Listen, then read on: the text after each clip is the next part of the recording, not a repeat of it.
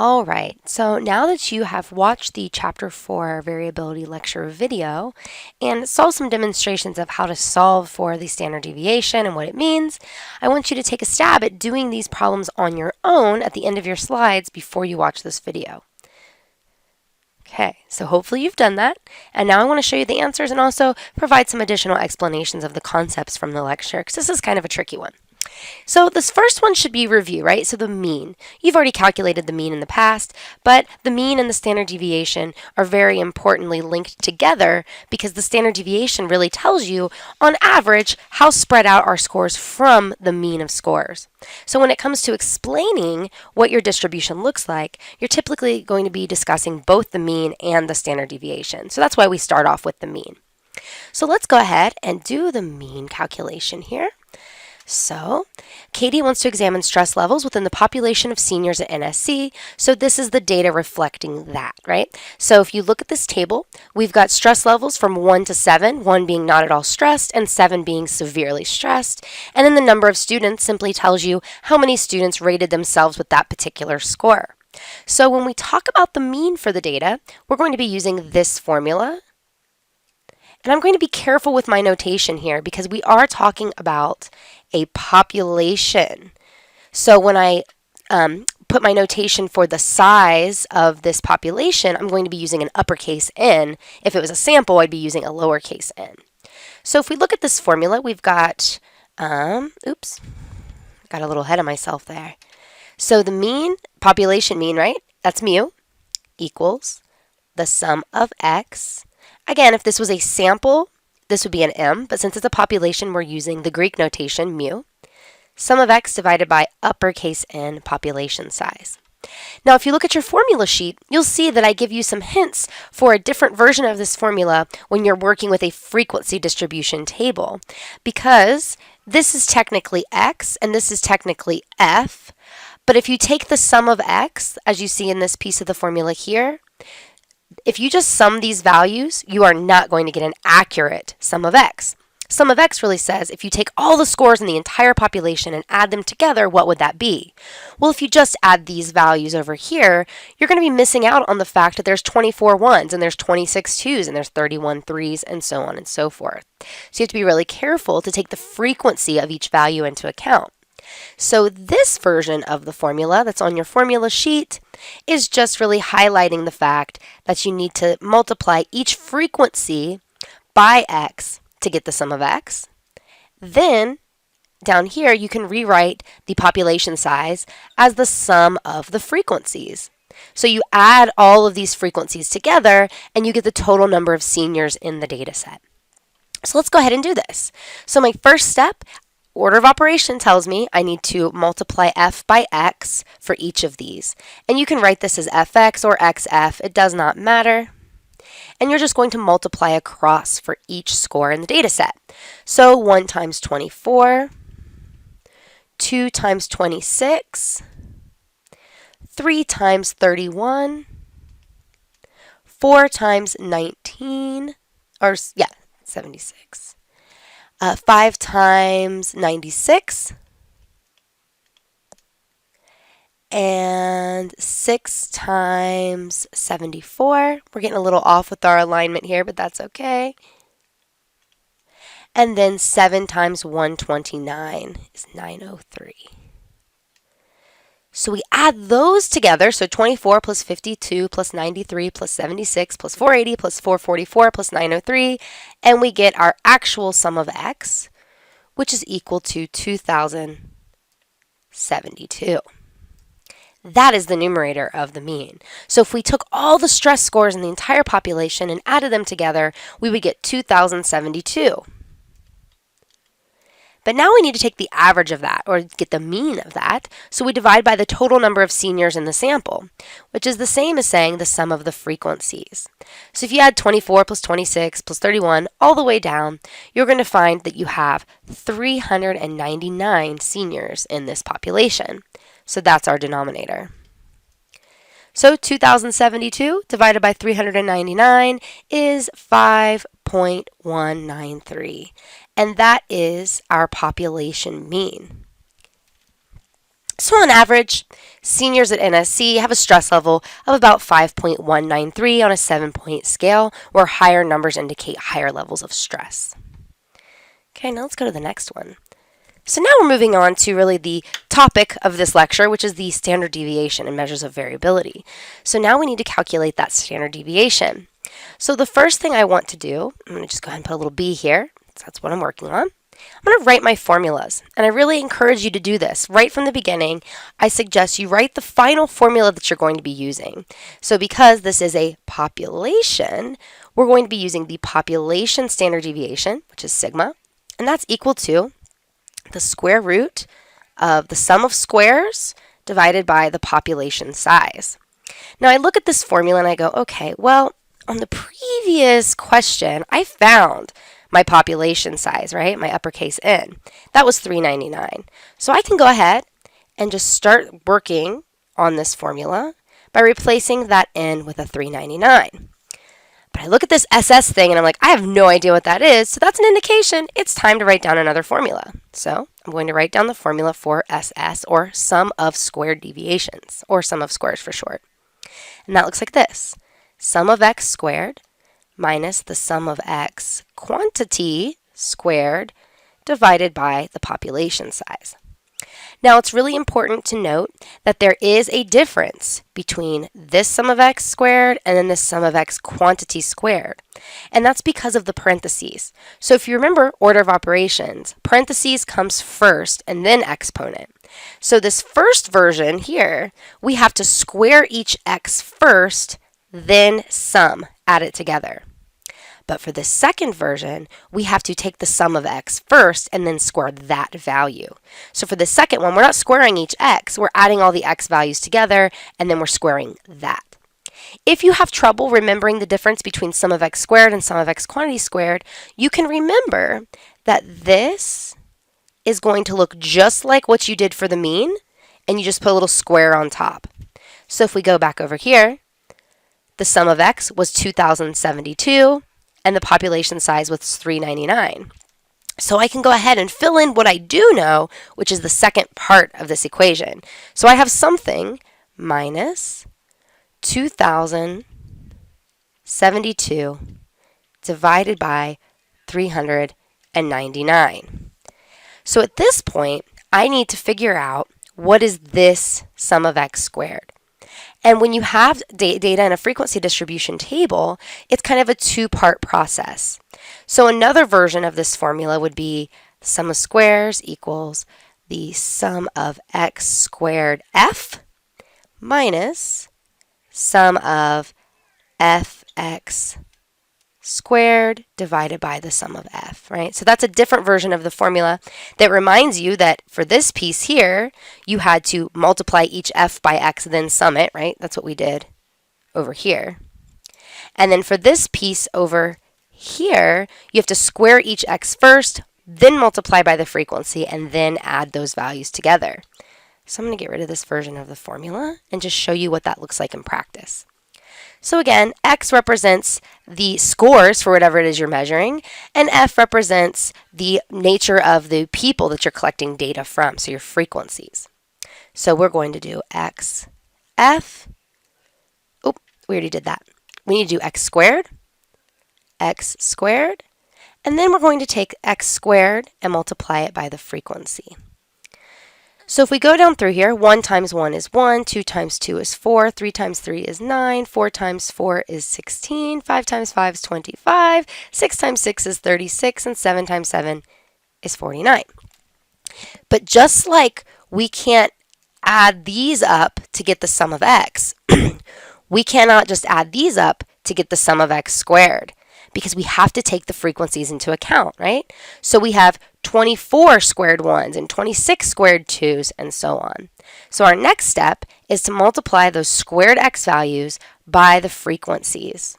So we're going to have, let's see, 24 times 1, so that's still 24. 26 times 4, so 104. Then we're going to have 31 times 9, so 279. 19 times 16, So 304. 96 times 25, so 2400. 74 times 36, 2664.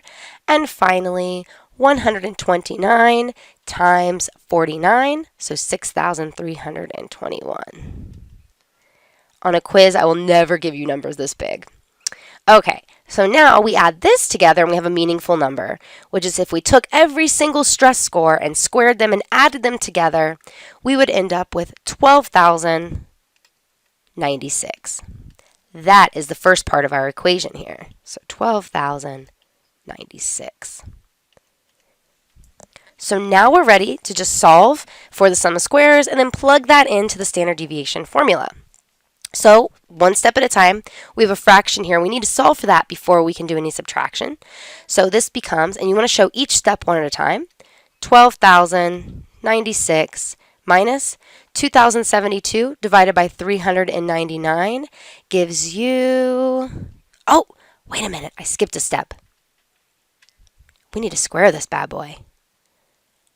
Boop. I almost forgot. Make sure you don't forget that. That would be sad times for you. So let's go ahead and get rid of that. And now we're going to say, okay, so what is 2072 squared?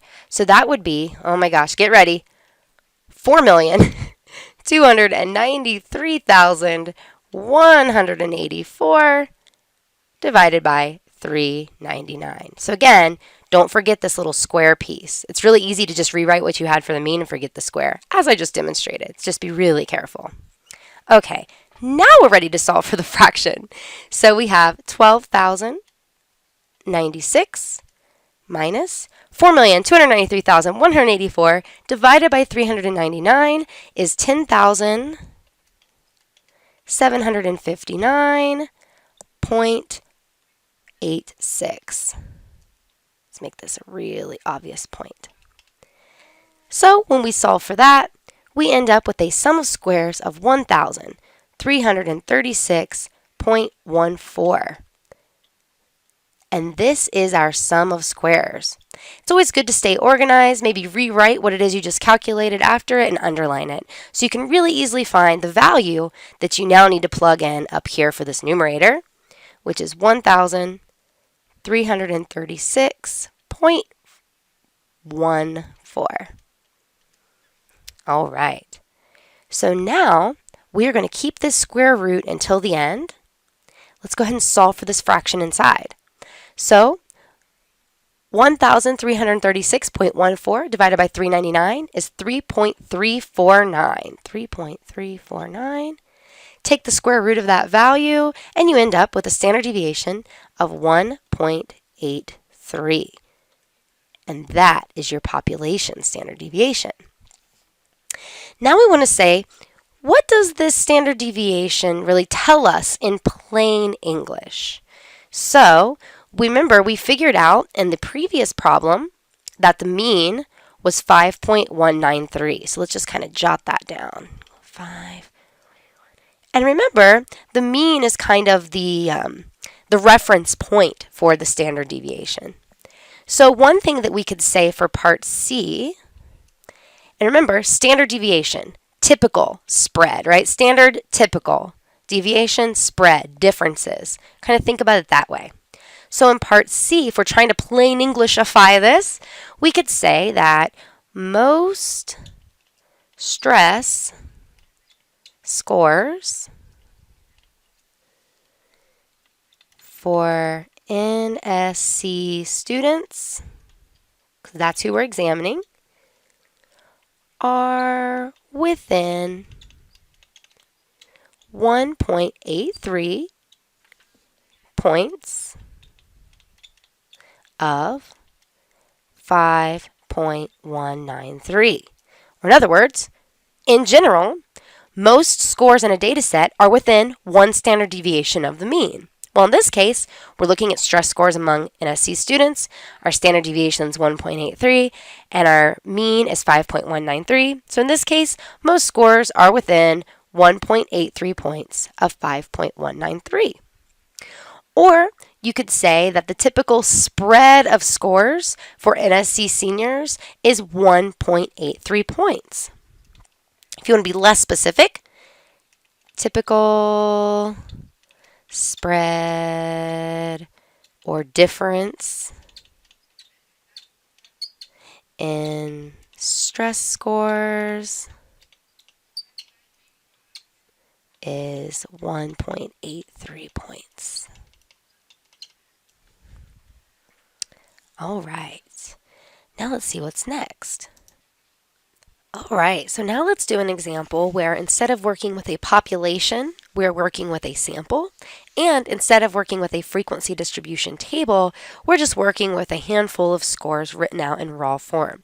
Keep in mind, sometimes samples are presented in frequency distribution tables. Sometimes populations are presented this way. Don't automatically think that if you see data in a table, it's a population. You have to really look for clues in the scenario to know what kind of data you're working with. So for example, I tell you right there, now we're looking at a sample of seniors at NSC and we're looking at their stress levels. So now we are going to do the mean, the range, and the standard deviation for this data, and then kind of think about what that tells us about the difference between this sample and then the original population. And I actually randomly selected these scores from the population to kind of give you a sense of what a random sample could look like when you're taking it from a population. So for part A, my notation is going to look a little bit different because now we are working with a sample. So the mean is M, and sum of x doesn't change, but our denominator is a lowercase n because now we're talking about a sample size, not a population size. So to find the sum of x, you simply add 3 plus 5 plus 5 plus 6 plus 7, all those scores together. You don't have to worry about a frequency column because every single score is individually represented. So here, if you add those together, you should get 60. And then for the sample size, you simply count how many scores there are. So we have a total of 10 scores here. So 1, 2, 3, 4, 5, 6, 7, 8, 9, 10 scores. And we end up with a mean of 6. So that is our mean. Now for part B, we're going to find the standard or the range. So the range for this, we're using continuous data.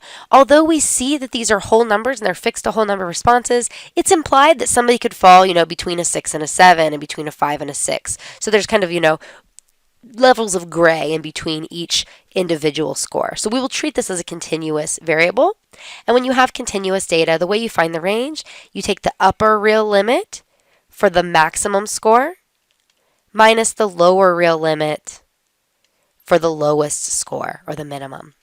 So in this case, our highest score is a 7, and the upper limit is halfway between 7 and the next score. So the next score would be an 8 if we had an 8 on this scale. So we'd have 7.5, and then the lower real limit is halfway below the lowest score. So our lowest score is 3, so halfway below would be a 2.5, and you end up with a range of 5. All right. Now for part C, we're looking at the standard deviation. So the formula for the standard deviation is going to be slightly different now because we are working with a sample, not a population. So S instead of sigma to represent the standard deviation. And then we're still going to have a square root with the sum of squares in the numerator. But now in the denominator, we're going to subtract 1. And remember, we're doing this because we know that just by chance, on average, samples are going to underestimate the true spread of scores in the population because there's going to be really extreme scores in the population that probably aren't captured in the sample. So when you're measuring standard deviation in an effort to make it a more accurate representation of the population, you're going to make your denominator just a little bit smaller so that pushes the overall value up just a little bit to account for the fact that we know that on average samples tend to underestimate how spread out scores are in the population. So we want our standard deviation to go up a little bit so it's a little bit higher, so it's less of an underrepresentation of that. Okay, so we look here and we go, okay, got to keep that square root. I know my sample size is 10, so I can fill in this denominator right here, but I don't know what SS or sum of squares is, so again, time to write down a formula. So sum of x squared minus the sum of x quantity squared divided by the sample size. Now, it's important to note that when you have a sample, you do subtract 1 from the denominator of the standard deviation formula, but you don't change the sum of squares formula. The only thing that changes is this is a lowercase n, not an uppercase n. But don't be inclined to subtract from 1 here. You do that here. All right. Now remember earlier I told you that if you have a hard time remembering what's the difference between sum of x squared and sum of x quantity squared, you can remember that the second portion of this formula looks a lot like the mean formula. Just don't forget your square in the numerator like I did earlier. So at this point we could say we have something minus, and we're just going to kind of copy this and add a square. So 60 divided by 10 squared right there, right? Sum of x n, sum of x n. So now I need to figure out what is the sum of x squared. And again, we're not working with frequency-based data here, right? We don't have it in a table. So instead of just adding these x's together, I'm going to square these and then add those together to get sum of x squared. So we're going to have 9 plus 25 plus 25 plus 36, right? So 3 times 3 is 9, 5 times time is 25, and so on. Plus 36. Okay, 2 36s, then 1, 2, 3, 4, 5 sevens. So plus 49, 9, 49, 49, 49. Now you could have kind of frequencied this up and put, 9 times 1 plus 25 times 2 plus 36 times 2 plus 49 times 5, but I went ahead and wrote it out long ways just to show you the full process of what I'm doing. So if you add these values together, you find out that the sum of x squared is equal to 376, and voila, you have the first part of your sum of squares formula. So now we need to solve for the exponent first based on order of operations. So this becomes 376 minus 3600 divided by 10, showing each step of the way, just changing one thing with each iteration of this formula. So now we need to solve for this fraction. So we end up with 376 minus 360, and our sum of squares is 16. Nice whole number. So now I can pop that into the numerator here. Oh, we don't need to write SS. We need to write the number. There we go. And that number is 16. So again, carry that square root all the way to the end. This becomes 16 divided by 9, and 16 divided by 9 gives you 1.778. Now at this point, if you remember the variance from the lecture, the variance is 1.778, but I'm not a huge fan of the variance. It's hard to interpret, so we're going to square root that to put it back into the original metric that we used to measure stress, and we end up with 1.333 for our standard deviation. So we've got our mean, our standard deviation, and our range. Circling answers helps me a lot on quizzes, so if you could get in the habit of doing that, that would be awesome. All right, let's see what's next. Okay, so now kind of applying what we've learned and thinking about what this tells us about the difference between Katie's population and Katie's sample of stress scores. So if you remember, with number 1, the population,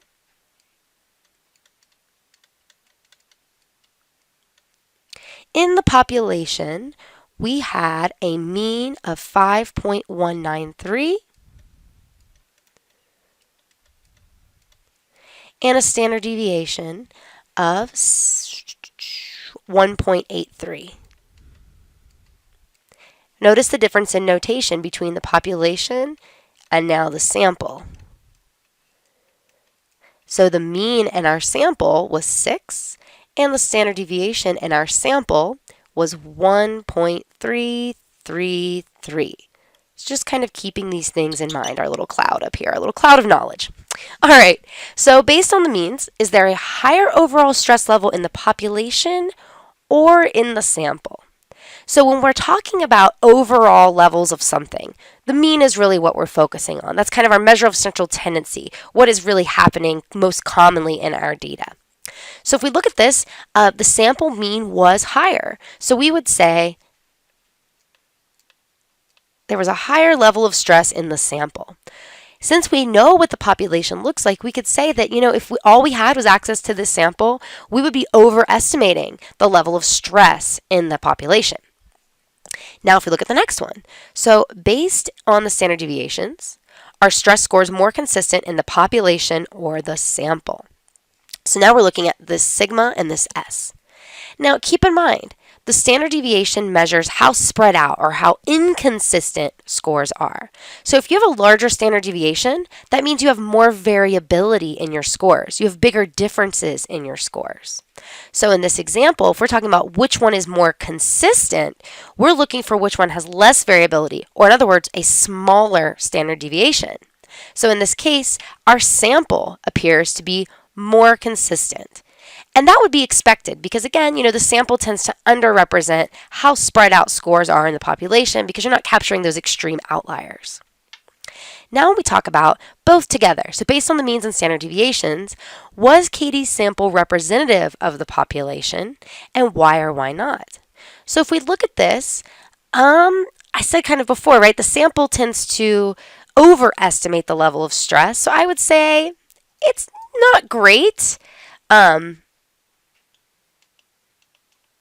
So it's not really representative. It's not super accurate, not really. A bit inaccurate. I mean, it gets kind of close, especially with the standard deviations, but the mean's off by a pretty large margin. So a bit inaccurate. You don't have to be super scientific here. And what we'd say when we explain why or why not, we could say the sample maybe overestimated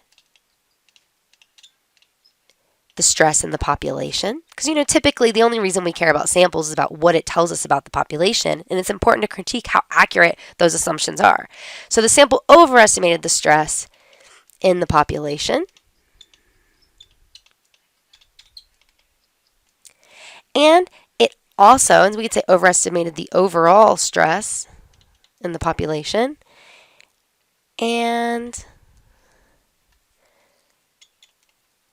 the sample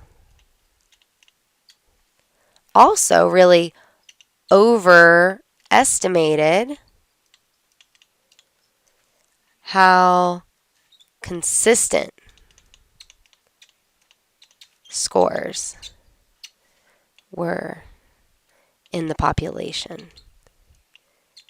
Or if you want to state it a different way, you could say that it actually underestimated the variability or the differences. So it appeared more consistent than it actually is. All right. So I hope that this example specifically helped you think about how consistent scores are and what's the overall trends in the data based on the mean and the standard deviation, and also how reflective a sample is of a population. It's going to become increasingly more important as we get into hypothesis testing. Ooh, that's tiny. I hope you can see it. It's in your slides. But now let's take a situation where we know nothing about the raw data other than the mean and the standard deviation, and thinking about the empirical rule that I introduced you to at the end of that lecture. So if we look at this example problem, let's kind of break this down. I made it very wordy on purpose to show you some skills and how to kind of draw out the most important bits of information and write those down to make this a little more approachable. So now we're looking at Danette, and she's at UNLV, and she wants to study the stress of students based on whether or not they have children living at home. She used the same stress scale from 1 to 7, 7 being the most stressed. But she doesn't have the raw data. All she knows is that the mean among the population of students with no children living at home is 3.75 with a standard deviation of 1. So let's pause and write that down in more, user-friendly terms. So our mean, we'll say no kids, was equal to 5. And the standard deviation with no kids, and I'm using population notation because this is what we are dealing with here, was a 1. She also knows that the mean level of stress among parents with children living at home is, let's go back and fix it, 3.75, here we go. And now we're looking at those with kids living at home, and that is a 5, and the standard deviation of that is a 0.5. Let's put a little 0 there just so we don't get confused. So now we've kind of taken this word problem and we've condensed it down into the values we actually need to work with. And also keep in mind that she knows that stress is normally distributed in these populations, so we can safely use the empirical rule to figure out where the majority of stress scores fall. Now, it'd be real easy to say, oh, well, we know scores are between 1 and 7, but that's not very revealing. A more revealing way to think about the trends in your data is where are most scores falling in terms of how far apart most scores are from the mean. And that's really all about the standard deviation. So remember, the empirical rule, 68% of scores are within one standard deviation of the mean. So if we look at the no kids distribution, we're going to start off by kind of sketching this out. Here we have our frequencies. Here we have our stress scores. And just because we know that in a normal distribution, the mean, median, and mode fall right in the middle, we're going to go ahead and put our mean of 3.75 right about here. And then our measure of variability is going to be based on the standard deviation. And we could say, okay, just drawing kind of a rough curve here. Put a little line down the middle. So 68% of scores are going to be roughly here, and we know that 68% of scores are within one standard deviation of the mean. So we could just take 3.75 minus 1 to get the low end, 2.75, and 3.75 plus 1 to get the high end. So most scores in the population of students with no kids, most stress scores are between 2.75 and 4.75. Now if we look at the distribution with kids, we're going to kind of start off the same way. I'm going to draw the beginnings of a normal distribution. We've got our frequency here. We've got our stress scores here. We're going to put our mean of 5 right there in the middle. But now I'm going to strategically draw my curve to be a little skinnier because now I'm working with a smaller standard deviation. So let's see if I can pull this off. There we go. Not too bad. Right there. Now if we're talking about the middle 68% of scores, remember, within one standard deviation of the mean, we take 5 minus the standard deviation. Our low end is 4.5. And then 5 plus 0.5 is 5.5. So in the population of no kids, most people have a stress score between 2.75 and 4.75. But in the population with kids, most people have a score between 4.5 and 5.5. So that's one way that you could write this in plain English. You could also say, so let's do it both ways. So among students, and we'll simplify this, with no kids at home, let's even make it better. Most students with no kids at home have a stress score between 2.75 and 4.75. On the other hand, most students with kids at home have a stress score between 4.5 and 5.5. Also, what we could say is that students with no kids at home tend to have less stress than students with kids at home. So this gets at the mean, right? So the mean is higher than for the people with kids at home. But if we talk about the standard deviation, so students with no kids at home tend to have less stress than students with kids at home.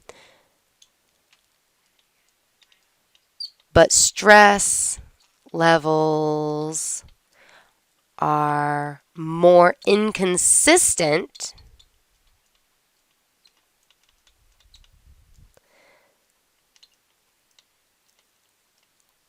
among, let's see if I run out of room here, students